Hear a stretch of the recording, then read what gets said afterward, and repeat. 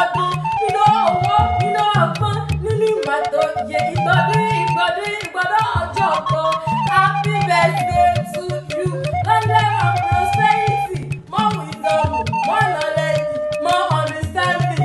Ọdọọdún là á rere gbó, ọdọọdún là á rẹ̀ wùsà, ọdọọdún là á rẹ̀ bòmí lórí àtẹ, ọdọọdún ló hò mú bẹ́.